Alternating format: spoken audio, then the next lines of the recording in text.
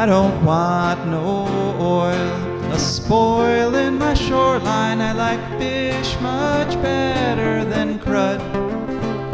I like birds and things, a-creeping and crawling. Won't trade no more oil for blood. The sun done give us all we need to make this country run.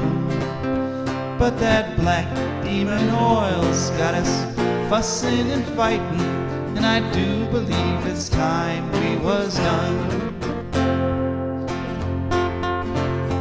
I don't want them nukes run by them kooks who think radioactivity is fun. No more three-headed frogs or kids with leukemia. Nuclear power ain't fit for a dog. The sun done give us all we need to make this country run. But that nuclear power's got us fussing and fighting, and I do believe it's time we was done. No nukes! Good morning, Toledo, and good afternoon, Columbus. Good evening, Bowling Green, and hello to everyone on the internet, wherever and whenever you are. My name is Joe DeMare, and I will soon hopefully be joined by my co-host, Rebecca Wood. And together, Rebecca and I are going to create an amazing hour of radio called For a Green Future. For a Green Future is a show where we talk about ecology and the environment. And we talk about them in the ways that they affect you, your wealth, your health, your happiness, the wealth and health and happiness of your friends and your families, and the geese that are heading north, and the fish that are under the ice, and the birds that are trying to make a living here in the Arctic cold we've been going through for the past couple of weeks. And pretty much everyone and everything, because all of us together are wrapped up on this beautiful planet called Earth. And we have a beautiful show for you today. We're going to chat just for another 10 minutes or so. And then we have an incredible interview with Winona LaDuke. And Winona LaDuke is a famous indigenous activist who she has spoken on a lot of environmental issues all around the country. And she is going to be talking specifically about a subtopic we've looked at before, which is the energy transfer lawsuit against Greenpeace. Energy Transfer's suing Greenpeace for about $300 million and claiming that they organized the whole Standing Rock protest. And Winona has a very upfront personal take on that because she was there right at the beginning of that protest. Then we'll hear from our advertisers and patrons. And then we'll hear from Rebecca. And Rebecca, I guess you're on the line with us. I am, yes. Yay. All right. And what will you be talking about this week, Rebecca? I will be talking about pistachios. Pistachios. All right. Excellent topic. And then it's ecological news. And I'm afraid as long as Rebecca's on the line, we won't be able to take calls. But definitely send us your emails at joe@joedemare.org, or you can send a text message to 419-973-5841, and we'll respond to you as quick as we can. Okay, Rebecca, before we dive into the show, I got to ask how you're doing, and I also want to say that I ran into Ragtime Rick there in the parking lot before the show, and he was asking after you to see how you're recovering from your fall there. Don't tell anybody, but everybody did. We all gotta pretend we didn't hear this, but I might have just taken 2 steps without my walker even to go ahead and open the window a crack. Wow. Yeah. That's fast. That's great. All yeah. Right. Cool. I think I'm going to be ready when I get to come home, maybe on the first week of March. Okay. Well, good. Well, fingers are crossed for your speedy recovery there. All right. Well, just a couple things I wanted to mention before we get to our interview with Winona. And one of them was that the geese are definitely heading north now. The Canada geese have made their decision. I've seen, hundreds of geese so far in the last 2 days, all heading north. They don't look too happy about it because it's still pretty cold, but it has been really cold down south too. So I think the geese are kind of like, if I'm going to be cold, I might as well go back home to be cold. I don't know. So There you go. I had an interesting little encounter in my house, in my kitchen the other day. Actually, what I thought was a mouse was there, and it was being like unusually brazen. It was actually, the way I spotted it the first time is one of my cabinet doors was just going thump, thump, thump, thump, thump, thump, and like it was opening a little bit and closing again. And it's like, oh, is this a poltergeist? So I opened it up, and there's this little critter down in there, this little furry guy that's looks a little small to be a mouse, and it's just sort of wandering around in my pots and pans there. And he was like completely unafraid. Even my dog Ursula took a sniff or two, and and I thought it was a mouse, and it I went to try to catch it, but it got away. And then it was hanging around in the kitchen all day, and then as I was cooking dinner, it actually popped out from behind the stove onto the counter right next to me. And I'm like, okay, that's weird. So in the meantime, I had gone to the department store and gotten a live trap. And so put a little peanut butter in there. And so I went and got the trap and set it next to the stove. And this critter came out again and just went right into the trap. I'm like, okay, this is really weird behavior. And it turns out that the reason it was behaving so weirdly for a mouse is that it was actually a shrew. I mistook mice for shrews, which is not uncommon. A couple big differences. I got bit by one of them when we lived in upstate New York when I was about 8. Oh, no, really? They're supposed to have a venomous bite. Oh, really? Well, it didn't hurt me that much, just a little. They were just a little worried I'd catch rabies, but apart from that. Okay, well, I'm glad you survived it. They're really interesting critters. They eat up to 3 times their body weight every day, every 24 hours. So I think what's happened is that this shrew had gone through all the the little bugs and stuff, because mostly what they eat are invertebrates like spiders and beetles and things. It had gone through all that and was kind of like needing food and was sort of willing to search for it even, when I was standing right there. So anyway, we caught it. Joey and I were debating back and forth if it was a shrew or a mouse, and I gave it a choice. I put in there with it, I put oats and I put dog food, because I knew that they were carnivores. Well, they're actually insectivores. They're not rodents. And I was thinking that, if it eats the dog food, it's a shrew. If it eats the oats, it must be a mouse. And it went right to the oats. But I did not know that shrews were actually omnivores. I'm afraid a lot of my scientific knowledge of the shrew came from watching the 50s B movie Attack of the Giant Shrews. I don't know if you ever saw that one, Rebecca. Okay, there might be a few gaps. That was like a super classic B movie. They basically took a bunch of black labs and dressed them up like shrews. and so these, terrifying giant shrews that were supposed to be eating like 3 times their body weight every day were running around, and it was just a bunch of black labs. And like when they jumped up on people to eat them, you could obviously tell they were just like rolling around and getting petted and stuff. It was kind of one of my favorite B movies, but yeah, so they are omnivores. But interestingly, I baited the trap with peanut butter, and peanut butter attracts them, but they don't eat peanut butter. They've got all kinds of weird little quirks, these shrews. And so I did actually look up some actual scientific data after I let it go. I took it out with a cup full of oats way off in the country and let it go, because I thought it was a mouse. If I'd known it was a shrew, I might have kept it around, because they eat mice. But it turns out that there's several different species, and there are several different sizes. And the smaller the mouse, or the smaller the shrew, the higher the metabolism, and so the more they have to eat. So it's the smallest shrew that needs to eat 3 times its weight. Bigger shrews can get away with just eating their weight every day, you know. So like for me, that would be like eating 190 pounds of food a day, which seems like a chore.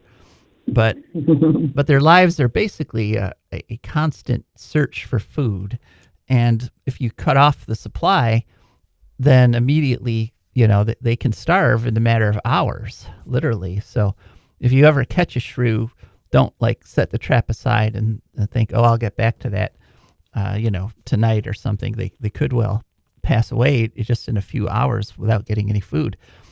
And in that way, they're kind of like the economy.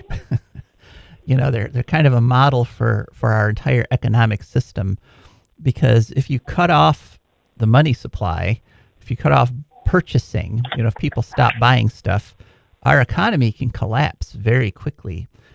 And it looks like that might be kind of what's happening, because the single largest employer in the country is the federal government. And just on Friday, Mumps, as I call them, Musk and Trump, sent out a letter to every federal employee saying, send us a list of at least 5 things you've been doing over the last week. And if you don't send us a list within 48 hours, so mind you, this was sent on at the end of the day on Friday, then that will be considered your resignation and you'll be fired. So the whole legality of that isn't in question, because there's actually procedures for firing federal employees. But they sent this letter out, and what all these mass firings are been doing, and so far the estimates are it's about 100,000 federal employees that have been fired, most for no reason. What all these firings are doing is putting a tremendous, you know, sucking money out of the economy, because those federal workers will no longer be purchasing stuff. And once you get into that situation, then that kind of starts a downward spiral of, you know, the people don't buy because they're afraid they're going to lose their jobs. And so then, you know, the stores can't sell. And so then the factories don't have anybody to buy their products. And so more people get laid off. And that's how you end up in a depression. I'm going to talk more about these firings specifically in terms of how they affect the environment later on in the news section. But they are affecting everybody across the board. And, you know, like I say, we kind of all are like that shrew. You know, if you cut off the money supply, you know, you're you're in big trouble. And that's exactly what it looks like might be going on the federal level. And one of the ways that this is being applied is that the energy company, Energy Transfer Partners, is trying to suck $300 million out of Greenpeace. And it's a totally baseless accusation in terms of they're accusing Greenpeace of having organized the entire Standing Rock protest and encampment. This trial actually starts on Monday. They've been working up to it for a couple years now, but the actual trial starts on Monday. And I didn't want to talk to people at Greenpeace. I didn't want to bother them at this point, because I know they're all super busy working on this lawsuit. But I did manage to talk to Winona LaDuke, who was, like I say, she was right there at the start of the protest. And she's actually had a few things to say publicly about what went on there, and basically saying Greenpeace had nothing to do with it. But I'll let you listen to it in her own words. So let's go to that interview now. Hello, and welcome to For a Green Future. Could you please share with us your name and where you're from? Winona LaDuke. I'm an Anishinaabe, and I'm from the White Earth Reservation in northern Minnesota, and that's where I am today. All right, great. Well, thanks so much for coming on. So we've reported on the energy transfer lawsuit against Greenpeace before. A few months ago, we actually had their lead lawyer on the case talking about it. But I've asked you here today because you put an article in inform.com that contradicts a lot of what Energy Transfer claims in its lawsuit. So let's start out with the basic claim that Greenpeace is the organization that like masterminded the whole thing, created and organized the whole thing. Is that true in your experience? I mean, just to back up a little bit. So I'm Anishinaabe from northern Minnesota. In 2015, we defeated a pipeline called the Sandpiper, which was a Enbridge pipeline of fracked oil coming from North Dakota, which they said was essential. When required to do an environmental impact statement and pushed into the courts, they canceled the proposed pipeline and instead purchased 28% of the Dakota Access Pipeline. So we basically followed Enbridge to Standing Rock because we didn't think it was a good idea there either. And so I'm a veteran of Standing Rock. I was there, I started working there in April, and I left there, I was in and out of there, but my organization and I were in and out of there till like January of 2017. So a little bit of time there. Now, I was very surprised at the Energy Transfer lawsuit against Greenpeace. First of all, SLAPP suits are illegal, I think, in 30 states in the United States, and certainly are illegal in Europe. A SLAPP suit is a strategic litigation against public participation. That's what this is. It's a SLAPP suit.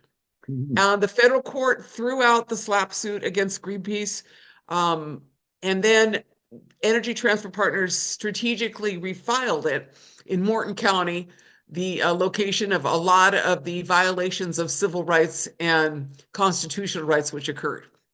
The first claim that kind of wrangles Greenpeace in was that they were responsible for Standing Rock, which I found to be astonishing.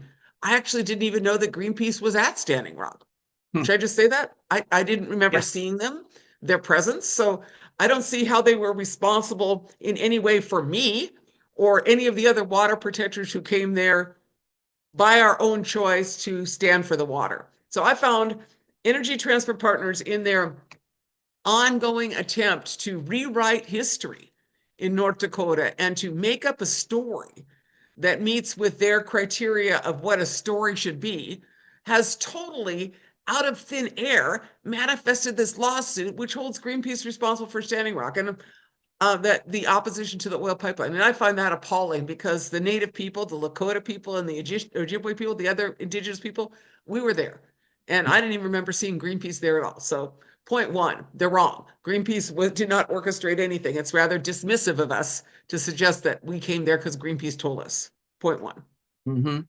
Right. And a lot of Native American tribes were represented there. It was kind of, 10,000 people came to Standing Rock, and Greenpeace certainly wasn't keeping a tally. So I just really, I find their rewrite of history and their fake news to be really appalling. Mhm. So another claim in the lawsuit is that Greenpeace is falsely accusing Energy Transfer of having destroyed sacred sites in the process of the pipeline building. Did they or didn't they? Yes, they did. They destroyed sacred sites. They destroyed them along the route. There are other sites that the Tribal Historic Preservation Officer from Standing Rock and the Lakota historians pointed out they were not, but in specific, I was there the day that they bulldozed sites on the former Cannonball Ranch. And the Mm. Cannonball Ranch was on the north side of our encampment, which is where the Energy Transfer Partners pipeline went. And the Tribal Historic Preservation Officer, the tribe, notified the federal government as to these cultural sites. The next day, Energy Transfer Partners, this was on Labor Day weekend. So on Friday, the tribe disclosed the location of the sites. On Saturday, Energy Transfer Partner bulldozed those sites specifically. So that is absolutely false. They did, in fact, bulldoze sites. That's what we saw it with our own eyes. And that's, of course, what caused that's what also caused Energy Transfer Partners to bring in Tiger Swan and to begin behaving even worse than they were already behaving. Tiger Swan is A private security firm that was not actually licensed to be there in North Dakota. They'd done a lot of work in, Iran and Iraq, Middle Eastern work, but they were brought in as part of the militarization of North Dakota. $38 million is how much the state of North Dakota spent to repress water protectors like myself. But they brought in this unlicensed security firm named Tiger Swan, and part of their contract, the day of the bulldozers coming in, Indian women crossed the fence to go and stand in front of the bulldozers to stop the desecration of sacred sites, and tiger swan released dogs on them. Mm. And that footage was well covered, but that was well documented, including on Democracy Now. But they released dogs on people. So they created violence against Native people. Right. And Energy Transfer is also claiming somehow this is a free speech infringement. I'm afraid I don't even understand that. No, what they are saying is that this is not about free speech, and it is about free speech. Ah, okay. I mean, ironically enough, Gibson, their law firm, uh, Gibson law firm is known to specialize in free speech, particularly Thomas Boutros, who is out of North Dakota, specializes in free speech. And I believe that Gibson and Dunn just received like a humanitarian award for their work defending freedom of speech. This is very much about freedom of speech, because if your First Amendment right to speak is now challenged in court, and if you, as Greenpeace, putting up banners or putting up signs allegedly in front of bank buildings that say don't finance genocide or don't finance the destruction of Lakota people, if that is not a free speech moment, I don't know what is, but that is exactly what is being challenged in this court. The Mhm. ability of any individual or any nonprofit NGO to say something against the interests of Energy Transfer Partners. Mhm. Right. And if if you can't actually say what actually happened, for example, the desecration of the sacred sites, uh, how much, how could speech be called free if you can't, It's entirely about free speech. And in the article that I wrote, because they're suing you for defamation. That's what they're doing. So if you say anything mean about Energy Transfer Partners, you're going to get sued for defamation, when in fact that is a First Amendment right. And in this case, Greenpeace, as one of many different parties, definitely was speaking the truth about what Energy Transfer was doing. okay. Well, speaking about speech, I understand there's some actually dirty political smear tactics going on right now in that area. Your article mentioned something about a newspaper that appears to be fake or phony. That was super funny. This in like October, November, I think it was, this new newspaper. I think it's called the Central North Dakota News, came out. And it was really focused on, it's like 10 years ago, the schools were closed because of the water protectors. And 10 years ago, Energy Transfer Partners gave $6 million or $5 million to the University of St. Mary. So it was like back 10 years ago, it was very specifically focused on a select viewpoint of what had happened at Standing Rock. And the publication, came out and pretend it's called Central North Dakota News, but it was postmarked from Chicago. And Hmm. it only went to people in Morton County, and Chicago, to the best of my ability, is not Central North Dakota. And so, in an interview or some coverage by the North Dakota Newspaper Association, Cecile Wayman said the publication does not meet the definition of an official newspaper of North Dakota. Hmm. So, I mean, they're making up fake news. And And had your yeah, old fake news, not exactly breaking news there.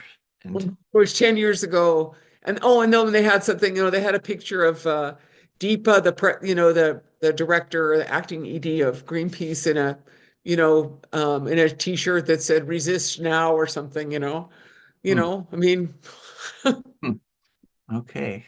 so they made it current. They picked out the woman from India, Mhm. to kind of Right. continue to harbor racism in North Dakota, you know. Yeah. Deepa is actually we had her on. That's who we interviewed a few months ago about this. So Yeah, she's amazing. yeah, she's great. Um, so I'd like to ask you a little bit about some of your other work there on the reservation. Uh, I understand for a long time you've been working to bring like alternative renewable energy to your reservation. Could you tell us a little bit about that? Yeah, I mean, I work on a couple of projects in my community. One is a half a megawatt of solar that we're about to bring into my village. Oh. Now, I live in the village of Pine Point, or I work in the village of Pine Point. I live in the woods. I'm not a city person. And Mhm. this village is like the poorest of the poor. We'll go with that.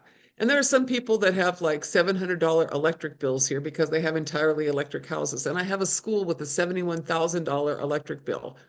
Hmm. And so we want to put a solar project up, and we did get funding, and I believe it is in hand as opposed to held up by Elon Musk. Hmm. And so we're planning to put a solar project up to power our village, a half a megawatt, which is the largest solar project for the rural co-op. And they're fighting us all the way.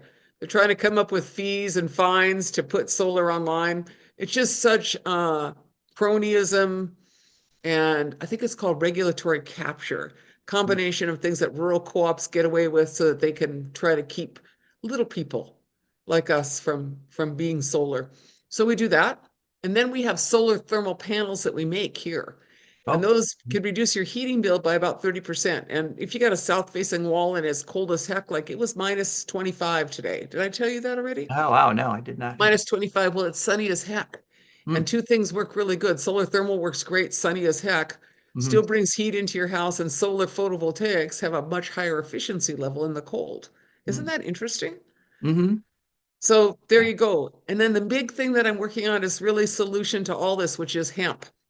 I'm a Hmm. fiber hemp grower. Okay. I don't grow anything you want to smoke. I grow stuff that you want to make canvas out of because the word canvas comes from cannabis. And I Hmm. also grow stuff that you want to make housing out of because hempcrete, not burnable. Take a note, California, non-burnable and energy efficient housing. You could grow your materials for the house in a year Hmm. and put them up. So I'm working on with an intertribal hemp cooperative. That's what we're developing is a bunch of tribal hemp producers so that we can not only grow the hemp, but we can process it and provide it to our communities and to others. So you can actually take hemp and turn it into like cement blocks. We wouldn't want to do that, but you do like a preform thing. It's really cool. Like I Okay. did an addition on my farm, which was a 10, no, 16 by 20 addition. Hmm. And they do these panels that were like 6 feet wide and Hmm. 8 feet tall, and a couple of them had windows cut out of them. And they Okay. brought them in uh, on a truck, a truck trailer from Bismarck, North Dakota. Hmm. And they put the walls up in 4 hours, 3 hours really. And three guys could lift the panel. Hmm. And they were foot thick panels. So, I mean, I don't So, know. I just think it's a pretty cool thing we got going out here. And yeah. that's like the kind of housing you need for the future. And that's probably the kind of housing they need in California. They could just turn all their marijuana plants, the stems and stalks, Hmm. take those, run them through what's called a hammer mill, and you'd have hemp herd for hempcrete. Hmm. Not to tell y'all what to do, but here's a little advice from someone who's not going to waste your time with conventional building in a fire zone. So All righty. And am I wrong about, or do you have like a wind turbine there too? we do. We have some wind turbines, and we'll probably put some more up on the western portion of the reservation, probably to power our hemp mill when we get our next phase going. Right. We're busy up here on the White Earth Reservation, aking.org, Hmm. AKIING.org.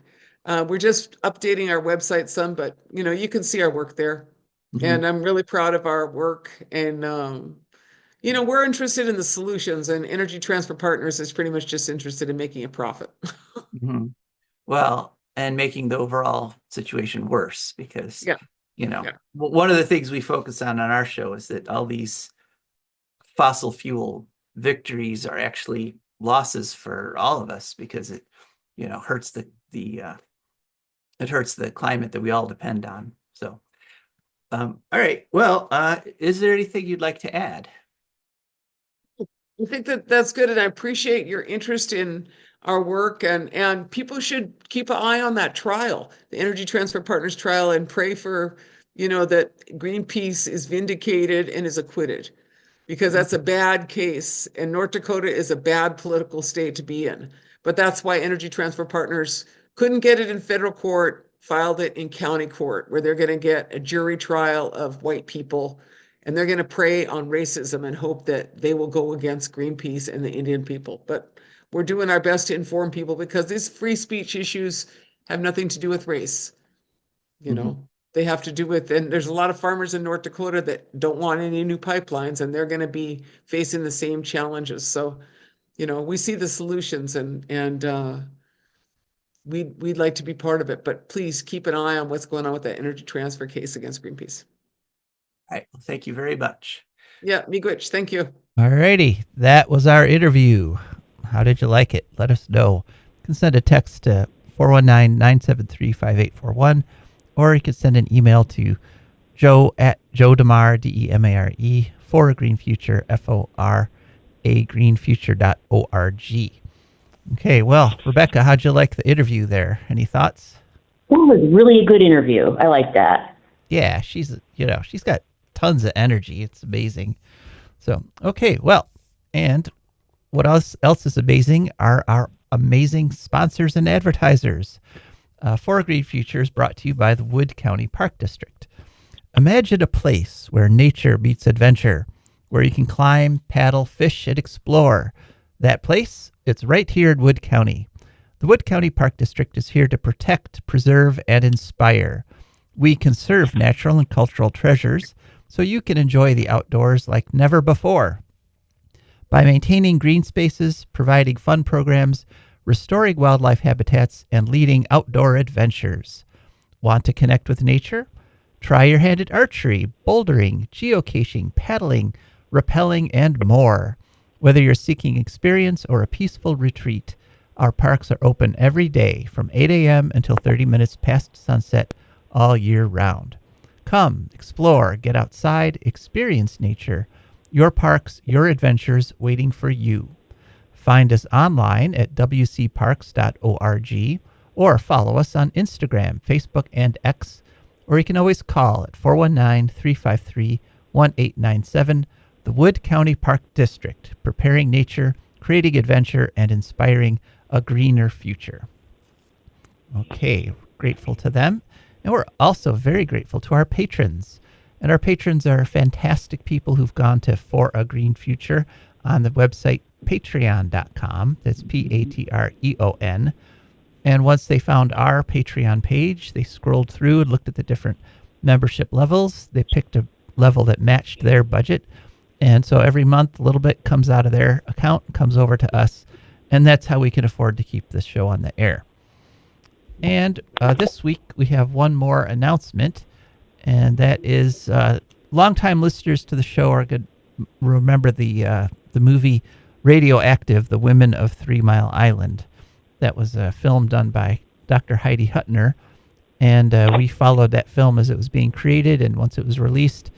And there's going to be a special showing of it on March 8th at the Unitarian Church on 20189 North Dixie Highway in Bowling Green.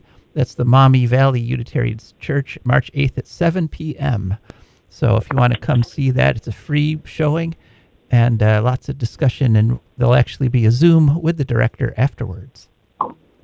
Okay, Rebecca, those are our ads and announcements and patrons, and now it's time for your segment, and we're talking about pistachios. We are, yes. It turns out that late February is a little thin on any sort of national or international days of any kind. Maybe because, some of the days only happen every 4 years and they don't want to get stuck on one of those, I guess. So, yeah, but National Pistachio Day is apparently on Wednesday. It's coming Wednesday, February 26th. And according to businessstandard.com, its purpose is to raise awareness about the health advantages provided by the pistachio. And it goes on to say that individuals across the globe every year on February 26th march National Pistachio Day. They don't say what exactly it's national to, what nation it is. I assume the United States. And nobody explains why people across the globe are celebrating this day that is only national to the United States. So I guess they really like pistachios a lot. It also doesn't say how many individuals. Could be like 3 guys, like one in China, one in Holland, and I don't know, something like that. We're not sure. There are many questions. But yeah, They go on to say that they have a satisfying crunch and flavor, which is more or less true, I would have to say, and labels them a superfood. Also, they are called pista in India. And they're originally from the Middle East, though, mostly Iran, and they're big in Turkey, too, apparently. They came to the United States in the 1800s and became popular in the 1900s. So they were an underground nut for a while, an alternative nut. They have good culinary adaptability, and they support cognition. They're good quality protein, support heart health, and lessen blood sugar spikes, which is always good. Interesting. Pistachios in general, this is getting away from the whatever businessstandard.com here, are in the cashew family. They are small to medium tree nuts from Persia, aka Iran. Their Latin name is Pistachia vera, meaning green, I should imagine, because the nut on the inside are green. The outside shells are not green. The world production in 2022 was 1 million tons, spelled TONNES, so I'm not sure if that's a slightly different kind of ton. Yeah, that's a metric ton, which is 1.2 of our English tons. Right, but yada, a lot of pistachios. Yeah. And apparently U.S., Iran, and Turkey produced 88% of that. Some of the ecological benefits are that the trees in the orchards support wildlife and improve soil health, reduce erosion, support pollinators. They have deep roots, and the vegetation between the trees loosens soil, and the stuff that they shed, when they're pruned, goes back into the soil. And the drawbacks are that greenecofriend.co.uk claims that they use too much water and also have a big carbon footprint. Which is funny because I found from other sources that they actually use very little water. I think it depends on, they're adapted, one of the problems is they grow them in California where there's almost no water, which is not a good place for them, basically. They're made to grow in Iran or places like Iran, and California is not enough like Iran. So I think it's kind of the same thing as always. We're not doing really great with our farming methods generally. So yeah, pistachios. I know I want some pistachio ice cream. It's green. They're very nice and sprightly. That color of green. I like it a lot. I see. So I'm assuming that this is one of your favorite foods, and maybe you're eating a fair bit there while you're recovering. Actually, no, but I'm becoming nostalgic for pistachios now, having done this segment. Okay. All right. Well, thanks, Rebecca. Okay. You're welcome. Now it's time for ecological news. And for our first story, we're off to California. And this is actually a story on Fox 26, KMPH.com. And the title of the story is PG&E reports nearly $2.4 billion in 2024 amid criticism over rising bills. And the reason this is an environmental story is because one of the main things PG&E is asking for rate increases for is in order to keep its Diablo Canyon nuclear power plant running. In fact, back in December, the California Public Utilities Commission awarded them $750 million in rate hikes for Diablo in December. And, the question, of course, whenever a big corporation asks for rate hikes, one of those monopoly utilities, you're supposed to, if you're a regulatory agency, you're supposed to be looking at their profits and saying, okay, do they really need even more money? Because right now, California's monthly average electric bill is $295, roughly 3 times the national average. And their profits in 2024, $2.4 billion, that's up from $2.2 billion in 2023. So the question, it's a real question of, is restarting a nuclear power plant worth $750 million. And one of the interesting things about this penalty, this tax on Californians added to their electric bills, is that even though PG&E only serves about a third of the state, every rate holder in California has to pay into this Diablo Canyon fund, whether they get power from PG&E or not. So it's like a really sweet deal. But just another sign that, Governor Newsom's hand-picked Public Utilities Commission is in the pockets of PG&E. Next story, and this one is all over the country, basically, and that is protests at national parks. And they have been continuing and increasing as Musk plus Trump MUMP continue firing park rangers and Forest Service employees. There's a story, 223, called Growing Concern at Yosemite as Federal Employees Face Job Insecurity Under Trump. And there was a huge protest at Rocky Mountain National Park, which had about 500 people showed up. There have also been protests at Joshua Tree Steamtown in Pennsylvania. I don't know if you've ever been there, but there's a federal park that's got all kinds of railroad engines and things, and it's a really cool place. It gets about 60,000 Trump mumps. Ooh, I want to go there. Yeah, it's fun. I've been there, and My grandpa was a railroad man. I like trains. Yeah. Oh, it's cool. You can go in them. You can go right up into all these engines that are sitting there, and they let go about a third of the employees. Again, no rhyme or reason. They just did it. And the most dramatic of these protests, which actually I doubt you've heard anywhere else. This is one of those news stories that we cover. This is a really dramatic thing. Rangers who had been let go, Park Service employees who had been let go at Yosemite, climbed El Capitan, that huge cliff that just juts straight up thousands of feet. And they put a upside down American flag, a distress flag. They used rappelling ropes and they plastered it on the side of El Capitan, this huge flag. I guess this is about the biggest flag I'd seen in my life. And the reason they did that is because they're pointing out that at the same time that Trumps are getting rid of the park rangers and the Forest Service employees, they've shifted the focus of the federal government to exploiting natural resources in the parks. And so what they're saying is that the reason Trump's letting go the protectors of the forests and the wildlife is because they plan to get in there with bulldozers and cut down all those trees and start drilling more fracking and basically ruining I should point parks. out is a really devoted fan of creepypasta that also park rangers are apparently also responsible for keeping various supernatural horrors and cryptids under control.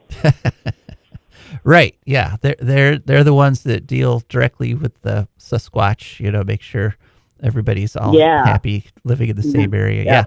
Yeah. You don't want to, it's a vital service. So, all right. Well, so now I'm going to go to, after that depressing story, we need something a little upbeat. This is in Bloomberg.com, January 24th. Vienna embraces heat pumps to ditch Russian gas. And apparently the capital of Austria, Vienna, they've got a $21 billion plan. They're going to end their dependence on imported natural gas completely. They're actually planning to tear up all the gas lines. But they're going to use heat pumps because it turns out that 3 kilometers down below the city, which is perfectly doable using fracking drilling techniques, oddly enough, there's a tremendous reservoir of boiling hot water that has, just incredible amounts of heat energy. I knew this because Vienna has a hot springs. I looked it up. Yes. And I like hot springs a lot because I have a lot of musculoskeletal issues. So one of my foreign travel fantasies center heavily around places with hot springs. So I know about Vienna having geothermal activity. Right. And it's called the Adlerklar conglomerate. So what's they already have a fair bit of heat that uses steam that heats a good portion of the city. And they've been relying more heavily on that since Russia's gas got cut off. And the Russian gas cutoff has increased the natural gas prices there by 40% or $40. Yep. So a lot of the heat that gets piped around already in these steam tunnels, like New York City has, well, the biggest source is they have a waste incinerator that heats a lot of that water. And oddly enough, they've got a lot of data centers that have been built there. And the cooling water from the data center is also used to heat buildings in the city. So they have a very strong focus on creating a environmentally friendly heating and cooling in the city.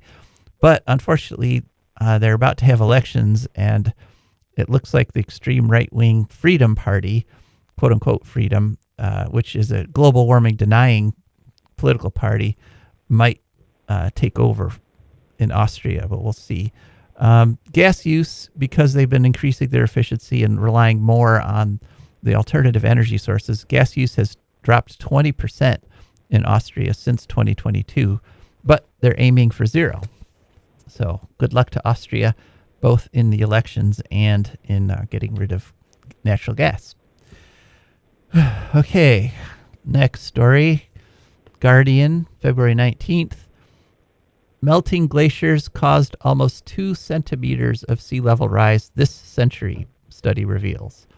And of course, when they say this century, they mean the 21st century. You know, I grew up mostly in the 20th century, Rebecca. I think you did too. So but they mean just since 2000. So 2000 to 2023, the Greenland glaciers have lost, or glaciers around the world have lost 6.542 trillion tons of ice.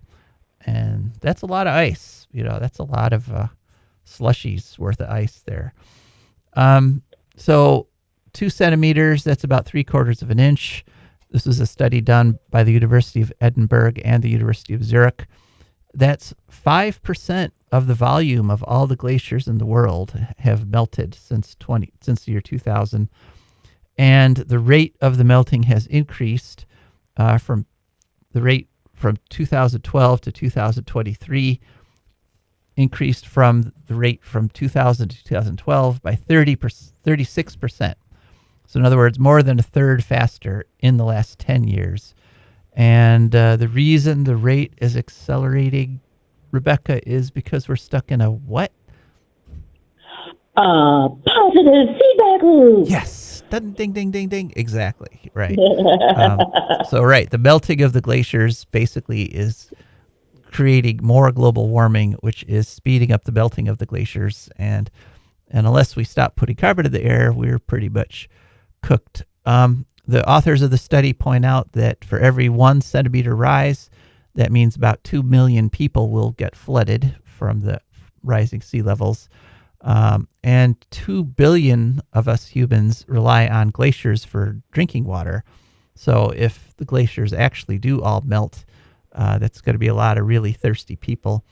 This study was originally published in Nature, and the scientists used optical radar and laser satellite data and combined it all to figure out these figures of a 5% drop in volume and 6.54 trillion tons of ice melting. Okay, next story. We are going off to back here to America, and our good friend, Dr. Mark Jacobson of Stanford, did a study. This is a story is February 9th. And it got published in the American Chemical Society webpage at pubs.acs.org on the 9th. And the title is Energy, Health, and Climate Costs of Carbon Capture and Direct Air Capture versus 100% Wind, Water, Solar Climate Policies in 149 countries. And what they found was that if you change to 100% wind, water, and solar, because that reduces the amount of energy that you need to do all the things you use energy for, like transportation and heating and cooling and running your Game Boy, your energy needs drop by 54%, because fossil fuels require energy to get processed and shipped and so forth. And so once you're not using fossil fuels, you need less energy total, a lot less, 54% less. And they also factored in the social costs of the fossil fuels, which is the effect of the fossil fuels on people's health and the climate and energy use. And they found that it's 100% capture is still, even if you were to catch 100% of the carbon that you create when you burn fossil fuels, you're still using 100 times more carbon because of all the energy you spent creating the fuel, and refining it and shipping it, and all the cost of the extra people that die because of the pollution from burning fossil fuels and all the extra energy you have to spend. So in all of the above energy system, like the one that the Democrats have been pushing forever and the Republicans were pushing until they abandoned it for only the evil energy sources under Trump, and all of the above system is much less sustainable than just going to 100% renewables right from the start. So interesting story there from our friend Dr. Mark Jacobson. Okay, so now this last story is going to get a little bit political here. This is an AP story, and the title is New York Governor Makes Case for Manhattan Tolls in Meeting with Trump After Feds Ordered a Halt. And that story was released on February 22nd. And the situation is that New York City and New York State had put into place congestion pricing. That is, they charged a toll, they charged an extra fee, $9, for cars that drove into Manhattan in the most congested parts of Manhattan. The parts just near Central Park there, it's called the South Core, or the Manhattan Core, and it was a $9 toll. And it started in January 1st, and they saw a 7.5% drop in traffic. Definitely fewer cars. They calculated it's 43,000 fewer cars per day. And essentially these people, they just took the public transportation. It's like, they were going to get charged an extra $9. They were going to have to try to find parking. And they were like, forget it. I'm just going to take the subway, and which is great. And so it eased the morning rush hour, so the people who did still have to drive in had a much easier time of it. And what Trump did is, by executive order, he pulled the federal government out, and he said, you can't do this because it's a federal highway. We control federal highways, and so you can't have your congestion pricing. And then, as part of that announcement, he said, because he did this all on social media, he said, long live the king at the end of that. And he released a picture of himself wearing a crown. And so this was like, this is insane. All right. Because you don't, sorry, Mr. Trump, you don't get to crown yourself king. I didn't vote for you. And, and Kathy Hochul, the governor of New York, did a very strong press conference right after he said that, and where she said, we haven't had a king in 250 years. We're sure as hell not going to start now. And so it was a very, very strong statement. But then, literally the next day, she went and had a visit with Trump, and basically, kind of kissed the ring. They were together there for an hour, and she was like, oh, please give us back congestion pricing. And she gave him a cute little pamphlet with pictures describing what it did and why it was working. And they had it's according to the press release, they had a nice talk about nuclear energy and how wonderful it is. And about a whole bunch of other issues too. But I couldn't help but think, okay, one day you're standing up to him and saying, we're not going to bend, literally, she says, we're not going to bend a knee to anybody who declares himself king. And then the next day she goes and basically bends the knee and kisses the ring and says, oh, please won't you reinstate our congestion pricing, which is working and which helps protect the environment. And does all kinds of wonderful things. And it seems to be that this is a very poor strategy. I don't see how standing up on one day and then kowtowing the next is going to get you anything, because basically you just admitted that he's got all the power and you went to beg for something different. And I don't know, Rebecca, what do you think? Should Kathy Hochul have done this, or do you think maybe it was futile? Also, he has no remote trace of actual royal blood. So actual monarchists are not going to be, how did he get this divine right of kings anyway? It fails even if you believe in kings. Right. Yeah. He's no king. Right. Yeah. So I don't know. This one really kind of gets to me, because what Trump is doing, he's doing things that are patently unconstitutional. Like he did a executive order that tried to overturn the whole birthright citizenship section of the Constitution. And, the reason the Constitution is there is you need to use constitutional amendments to change it. You can't just cancel it with an executive order. But this is how he's operating, and I think Kathy Hochul would have been better served staying away and, maybe collecting those congestion pricings anyway. Just go right in Trump's face and said, we've got, it's all in place. We're going to do it anyway. Stop us. I don't know. That's my opinion. Anyway, thanks, folks, for listening. We'll get through this somehow. Thanks, Rebecca. Oh, this is Joe DeMare. And Rebecca, are you there? No. Okay. And Rebecca Wood, and we are signing off.